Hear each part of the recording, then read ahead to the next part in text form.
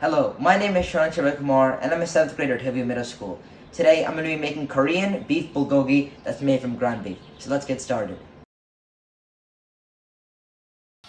In a metal mixing bowl, I have put 1 pound of ground beef that is preferably 85% lean and 15% fat. However, you can use any lean or fat content you want. I'm adding 4 tablespoons of soy sauce to this mixing bowl, which will help prepare my marinade.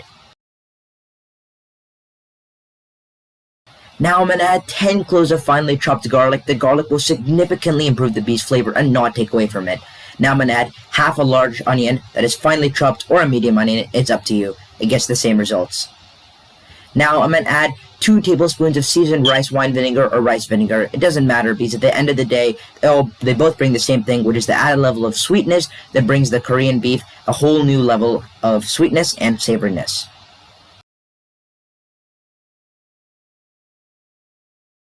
Now, I'm going to be adding 2 tablespoons of granulated sugar to the mixing bowl. You might ask, why are we adding sugar? And the point is that the sugar caramelizes, giving a nice, rich flavor to the beef that will improve your beef to the next level.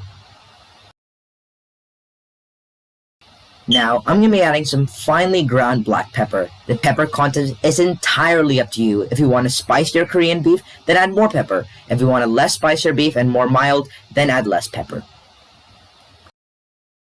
Now I'm going to add some salt. Keep in mind we've already added soy sauce, so make sure that you do not add too much salt or else it will overpower the rest of the dish. Now I'm just going to mix this marinade up and make sure the beef is covered all the way in this marinade and that no parts are more evenly covered than the others. It is possible that after mixing this to let it sit and basically soak in these juices, but since it is ground beef, it automatically does that and is not necessary as a result. After a couple of minutes of mixing, you can see that the beef has accumulated all of the marinade and is now ready to be fried. Over a wok or large pan on high heat, I'm going to heat the oil until it is hot and ready for the beef to be fried in.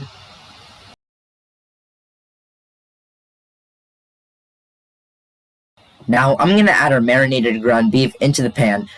Careful, it is very hot oil, so as a result it might splutter on you. I'm working with my wooden spoon to mash up the beef and to stir it so that I can break it down into little chunks that are perfect to put in lettuce wraps or on top of rice.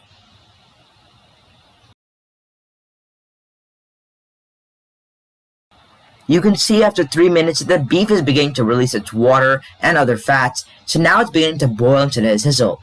Listen to what it sounds like. Now, after about 5 minutes, the sound has changed from boiling to sizzling. It should sound like this.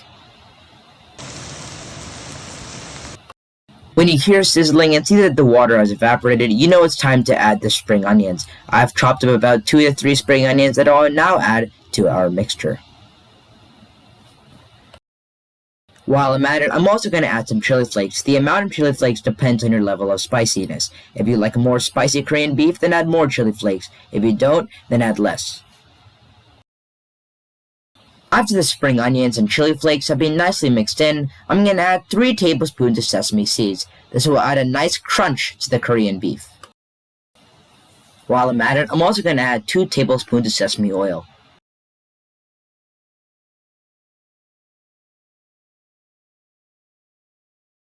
The Korean beef is almost done. Now I'm just going to check for the salt content and see if it needs any more.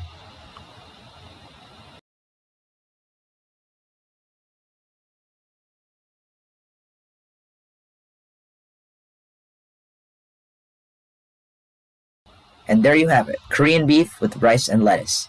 I hope you enjoyed this recipe, and please do let me know if you tried it, and stay safe and healthy.